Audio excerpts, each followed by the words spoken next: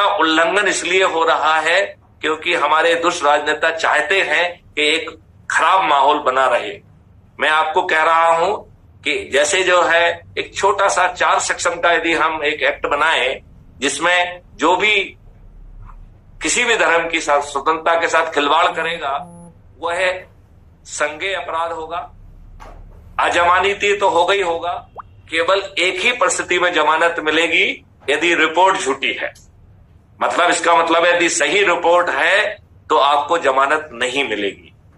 Crime free Bharat K techno engine से 45 दिन के अंदर अधिकतम अवधि में आपको न्याय मिल जाएगा और आपको जो इस वायलेशन के लिए मिनिमम 10 से 15 साल की सजा होगी और जैसे ही आपको सजा मिलेगी उसके साथ ही आपकी संपत्ति जब्त कर ली जाएगी।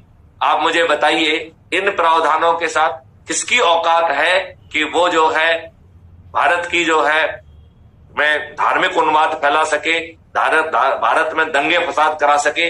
मैं चैलेंज करता हूं किसी की औकात नहीं होगी, ना ओबीसी की औकात होगी, ना किसी की होगी, ना कोई किसी से ये कह पाएगा कि मेरा धर्म मानो नहीं तो तुम काफिर हो और मैं तुम्हारा सिर धड़ से जुदा कर दूंगा और मुझे जो है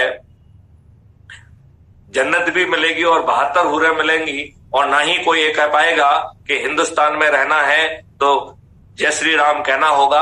अरे भारत में जो है वैसे ही जो है जिससे जहां पे भी कहना चाहिए कि जिसको जहां मोक्ष दिखता हो, जहां जिससे जो है ना शांति मिल रही हो उस धर्म को माने। ये जो है इस तरीके की जो चीजें हैं ये संविधान के अनुच्छेद आर्टिकल 25 का सीधा सीधा उल्लंघन है।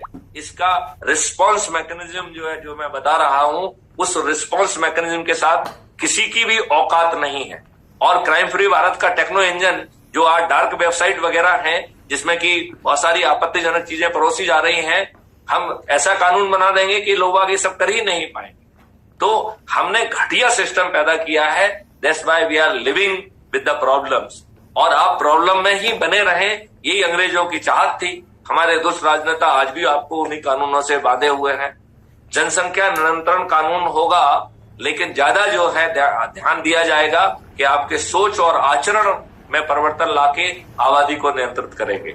तो कानून एक बैकग्राउंड सपोर्ट होगा लेकिन मेन फोकस रहेगा कि हम आपकी थिंकिंग को और आपके कंडक्ट को ही मॉडिफाई कर देंगे।